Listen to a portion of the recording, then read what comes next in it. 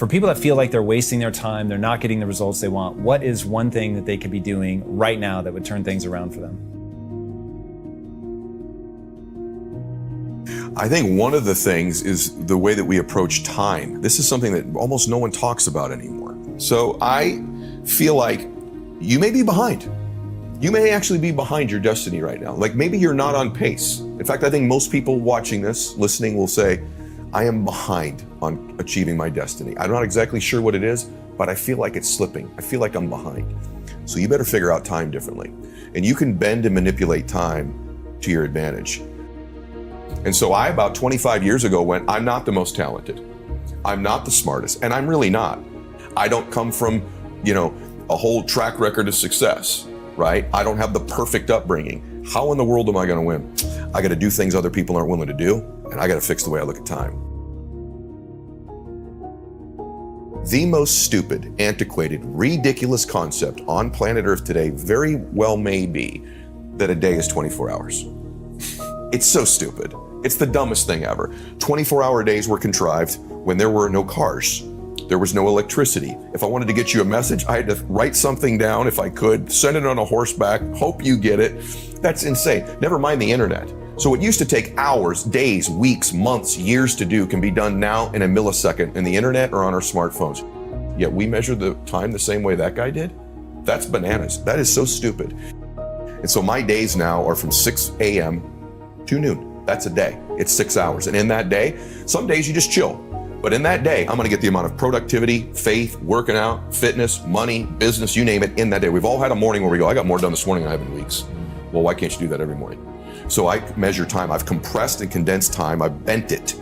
My day is 6 a.m. to noon, and I'm not crazy. You're crazy for thinking it takes 24 hours, just like some dude in a cave did 300 years ago. And it's unfair that people have taught you this.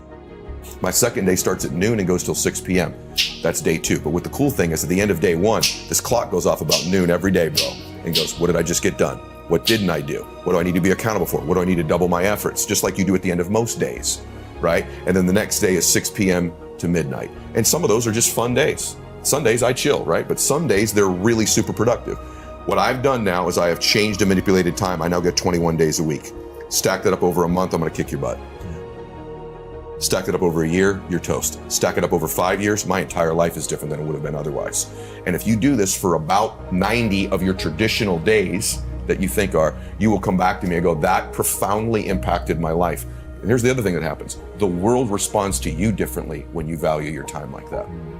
What is precious is valuable. That's why a diamond or this watch is way more expensive than the piece of paper that's written down there, because it's more scarce. When your time, when you interact with the world, is slightly more scarce, they respond to you as if you're more valuable.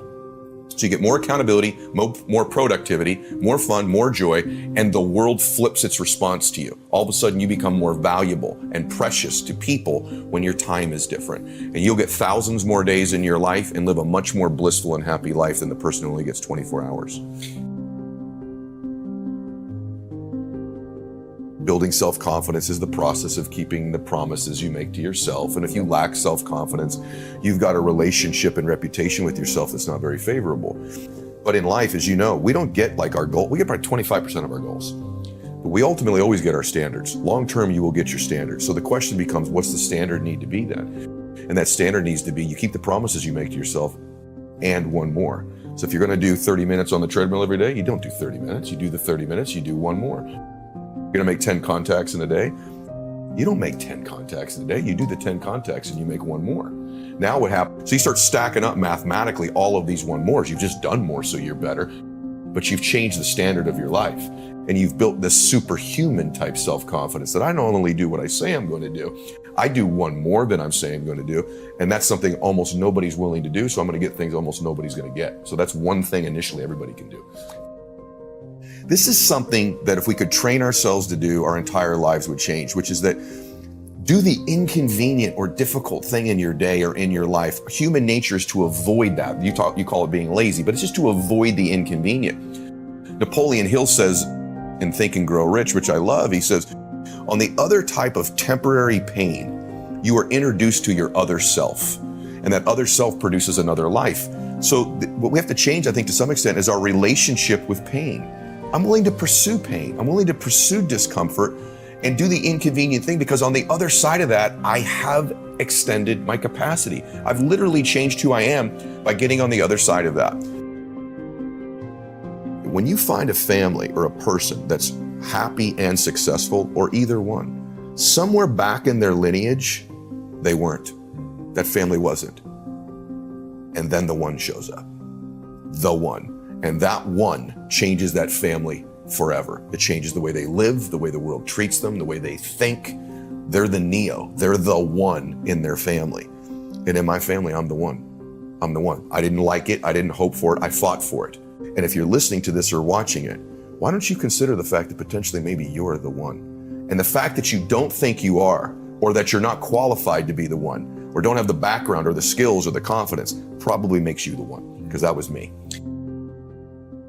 So if you're listening to this or watching it, stop discounting yourself. Stop carrying these bags of your life of the things you're embarrassed or ashamed of, or that you think are insignificant, that don't amount to anything. Those are the things, you, precious you, that could change another precious human being's life in a moment where they need you the most. And if you don't believe you're qualified, if you don't believe you can do it, you're gonna miss those moments in your life.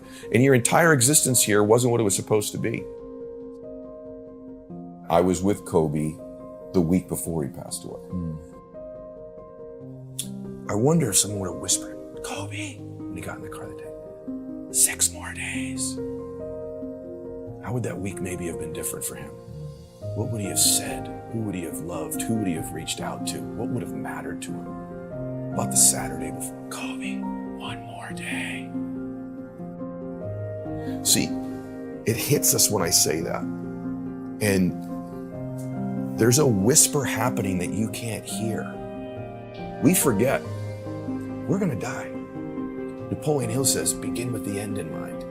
What if you did that with your life? What if you began with the end of your life in mind and worked it backwards? See, when we begin to distill down and we realize, yeah, there's a power to 1 more, because they're not promised how many we have.